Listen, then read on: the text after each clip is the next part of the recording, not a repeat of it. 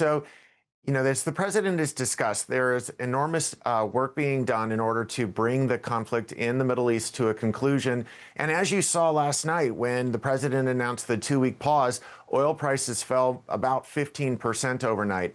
And so as you see there is progress being made on the war, you're going to see oil prices come down. Now, as your opening segment recognized, it is the case that oil prices and fossil fuels do permeate the economy. A lot of people underestimate the extent to which we are reliant upon fossil fuel and its derivatives. It's not just the gas that we put in our cars, but it goes into so many manufactured products.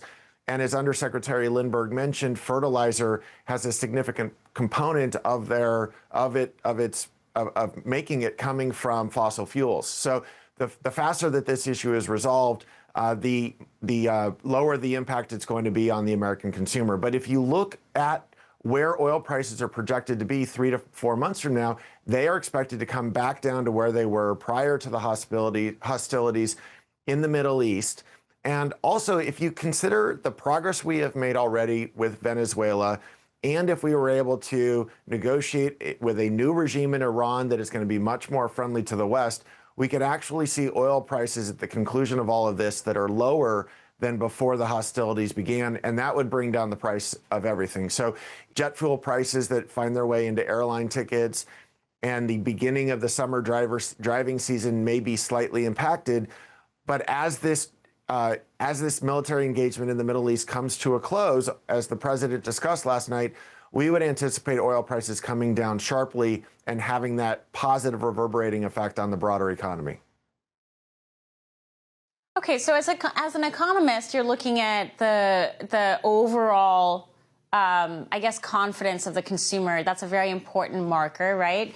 And the confidence of the American consumer has not been at a maximum. I mean, people are concerned that the affordability question is something they're going to continue to confront this year, despite the fact that the economy overall seems to be healthy. How do you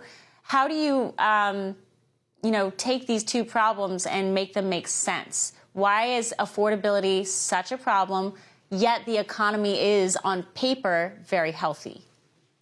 Right. So, unfortunately, what we saw during the Biden administration is the unleashing of inflation that we have not seen in this country in 40 years. So it peaked at 9% under the standard measure of inflation. If you were to actually incorporate the effects of higher mortgage rates into the inflation number, it actually peaked at something closer to 18%. That's catastrophic for many family budgets. During the first 4 years of the first Trump administration, inflation averaged less than 2%. And so to have it rise to 9 or 18 is just something that household budgets cannot tolerate. And so we made an enormous progress in the first year of the Trump administration. As I said, the president put in place economic policies that created enormous tailwinds for the economy. So whether you think about unleashing domestic energy production, whether you look at the deregulatory activities the administration is taking in order to bring down the cost of housing construction, the cost of manufacturing, the cost of doing business. And then finally, if you look at the tax refunds that are coming out to the American people, we're right in the midst of tax season. Next week is tax day. And you're seeing that refunds have grown significantly as a result of the president's big, beautiful bill that he signed last year.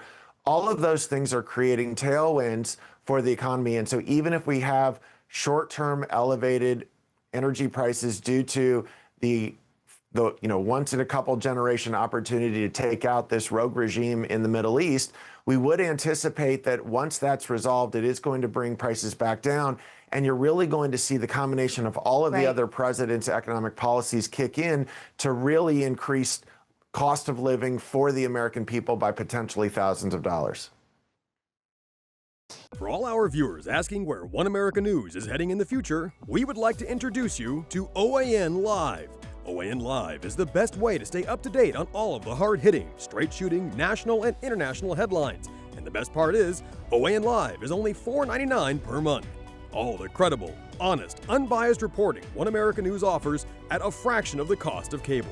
Just go to OANN.com to easily sign up for OAN Live and stay informed.